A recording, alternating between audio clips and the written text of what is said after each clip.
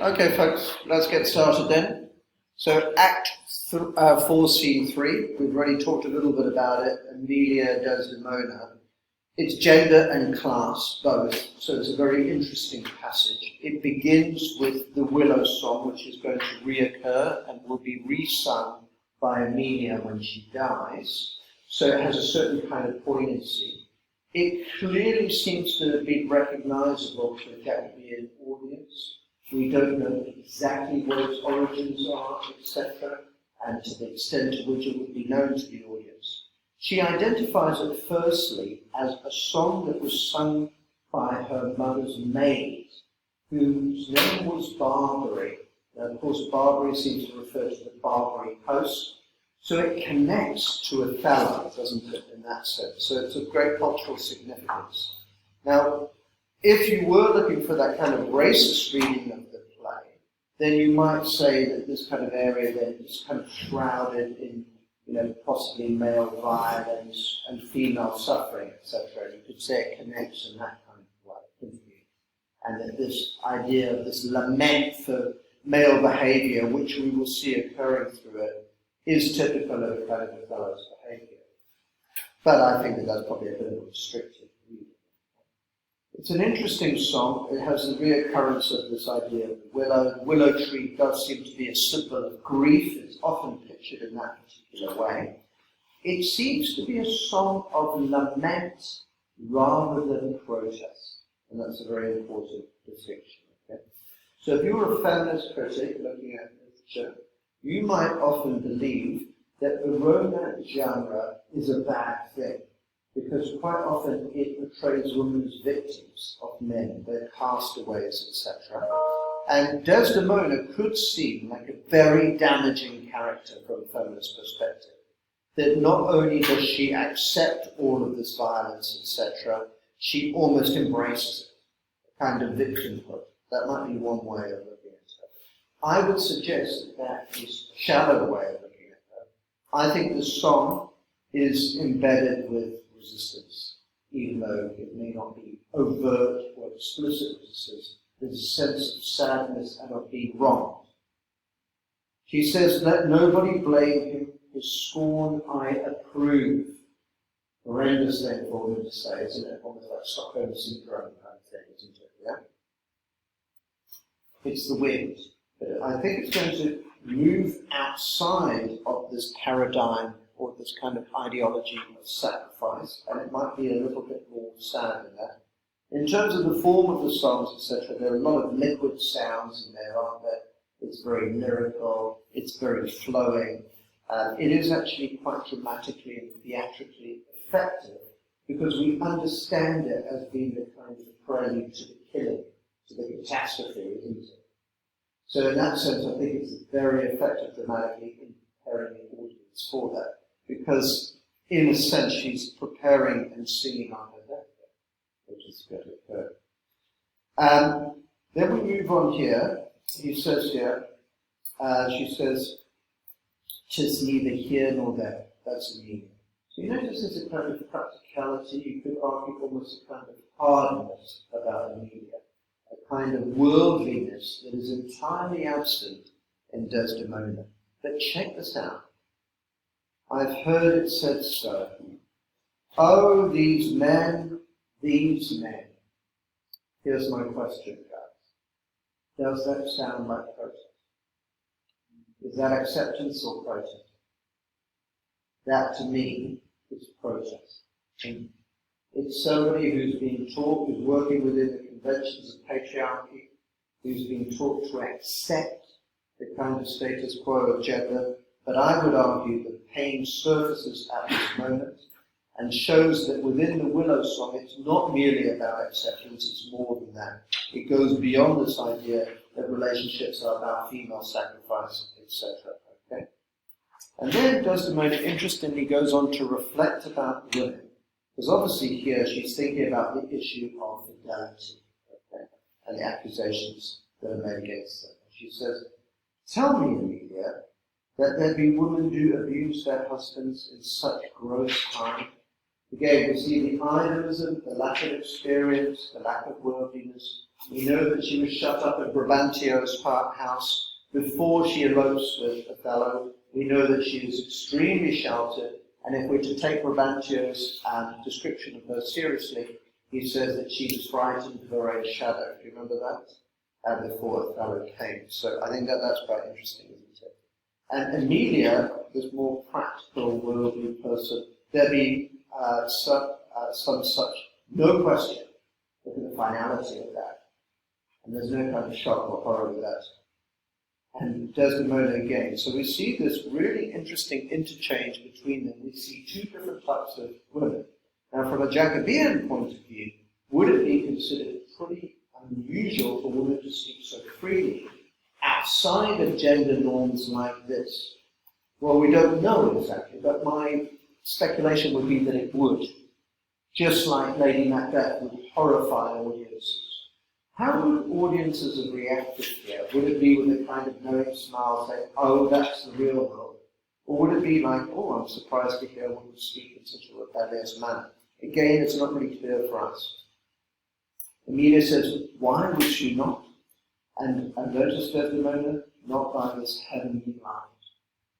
So right until the end, she will be associated with heavenly imagery, cosmic imagery, just the way that Othello was in the beginning, but she retains it. Nor I neither by this heavenly light. Emilia uses the same term, but she entirely neutralizes the religious meaning of it, doesn't she? And therefore, Iago-like, Emilia seems to stand for a far more practical, worldly idea, a less cosmological, less religious idea. So if you're thinking about it, even though she's using the phrase heavenly light, it is not within the semantic field of religion, is it? She kind of neutralizes and takes out the religious element of it, okay? Now, of course, Emilia says that she's, as I say, it's very practical. She would be prepared to engage in subterfuge, the kind of which Othello has accused Desdemona of. And as I say, the pattern then is Emilia saying she would, Desdemona being surprised, Desdemona working in accordance with angelic conceptions of females, something today that we might call like the angel in the house idea, a bit anachronistic.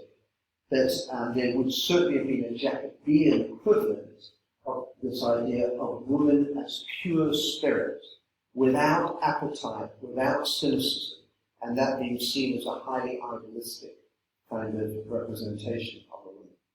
Now notice Emilia's speech is so different. In troth, I think I should, and whereunto, when I had done, marry, I would not do such a thing for a joint ring, nor for measures of law, nor for gowns, petticoats, etc., but for the whole world. Doesn't that seem to echo Iago's materialism? So in terms of linking to other parts of the play, perhaps Iago's treatment of Rodrigo, Iago's idea that virtue is a fig, Iago's idea that reputation is of no value. We spoke before of this pattern of infection, and we can say here that Emilia has certainly been infected by Iago, hasn't she? And she works within the same moral code as him, and within some of the same lexical choices. So we see that Iago has this power to infect other people. And she says, look at the story here. Why? Who would not make her husband a cuckold to make him a monarch?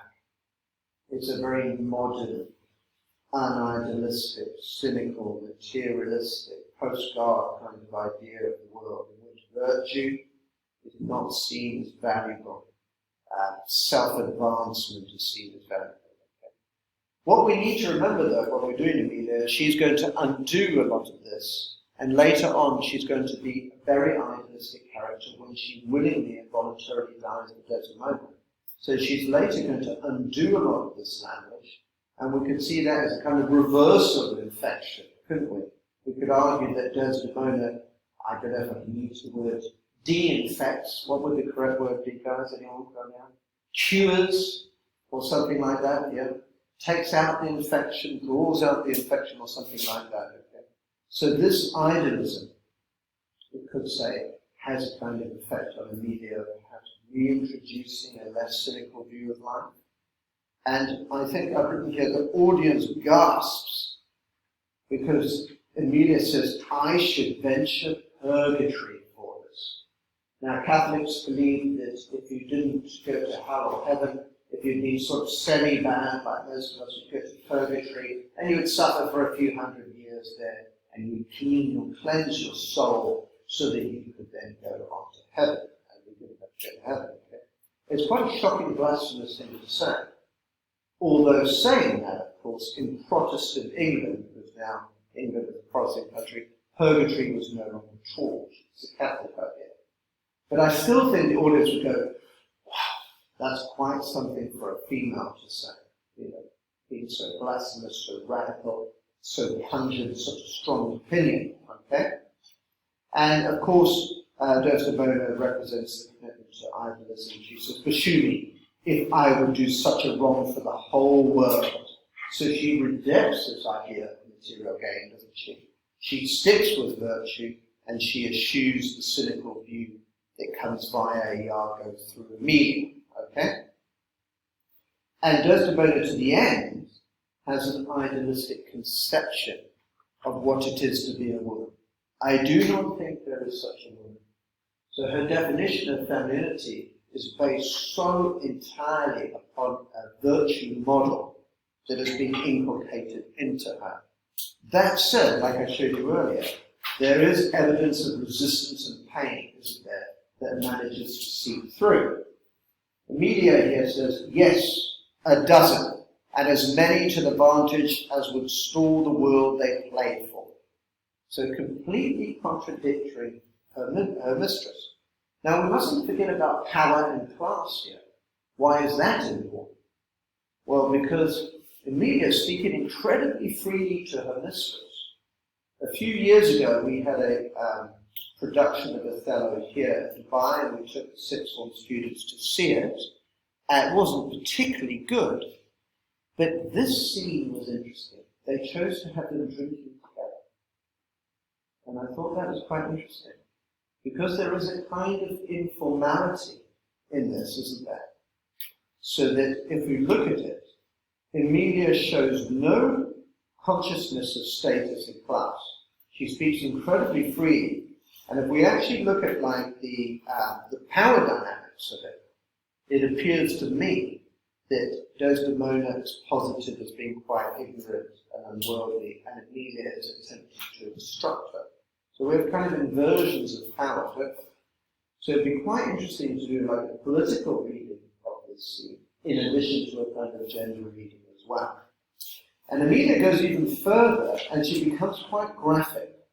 She actually says that women have the right to resist men. Now this would be against all social mores of the time. And she actually argues for a legitimate female resistance, and she argues that it's legitimate when men do not actually fulfill their duties as husbands. Now that's something that patriarchs would eschew. They'd say, I'm the man of the house, I do as I choose. And she actually advocates for cuckolding men and for using your body if you're a woman. So it's kind of quite cynical, you could argue kind of modern, or something that we may see as more modern. She says here, say they slacken their duties, they don't perform sexually perhaps, or they pour our treasures into foreign laps. That's interesting, because you could read that literally as spend our money from our house, or you could say, like, sexual. Think about that imagery, okay? Or they break out in peevish jealousies, and here she is, of course, referring to her own husband, Iago. We've seen a pattern of jealousy that we could talk about throughout. Or she could be also referring to Othello and advocating and advising Desdemona to resist him, kind of warning him. So that's kind of interesting, isn't it? That we see this female resistance here.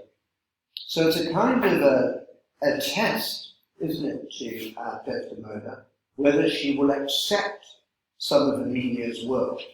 Does she? Katie. No, she doesn't.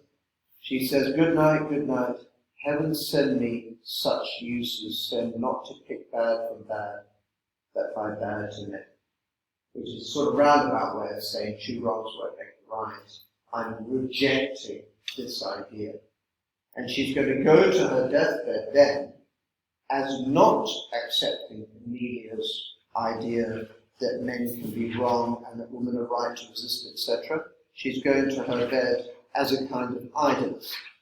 Now, as I've said up here, this is hard to take from a 20th and 21st century point of view, isn't it? You know, within, in the feminist age or the post-feminist age, or looking through a feminist lens, it is very hard not to see Desdemona as anything but a victim.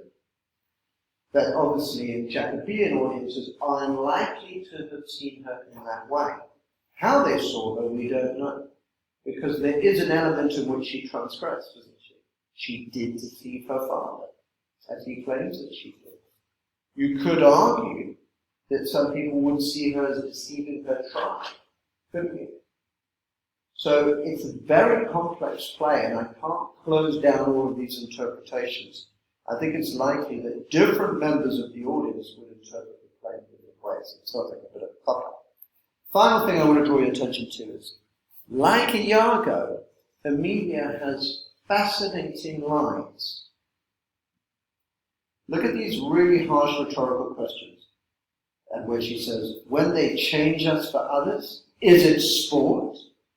I think it is. Look at this lovely Mark Sosora. And does affection breed it? I think it doth. It's frailty that thus errs. Beautiful, symmetrical lines. Have you noticed that? Now, the Shakespearean convention is that servants would speak in prose. I don't think we can class this as prose. It's not iambs, it's not iambic, but it's metrical, it's balanced. This year, it's almost like chiasmus, isn't it? It's almost like Greek rhetoric being used here. So Shakespeare gives her symmetry, and he gives her thoughtful, punctuated lines that really hit home. And I think that that's very, very interesting. Yeah? And is it true, and have we not affections, desires for sports and frailty as men have? Then let them use us well, else let them know the ills we do, their ills instruct us to. So it is actually extraordinary speech, massively powerful.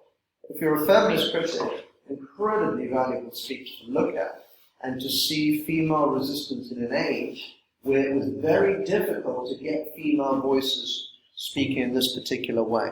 So I think it's a fascinating speech. I think it's well worth linking to this pattern of idolism and cynicism.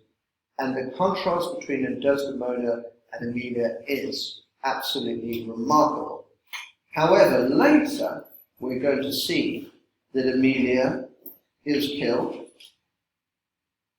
and she's killed singing Willow, singing her mistress's song.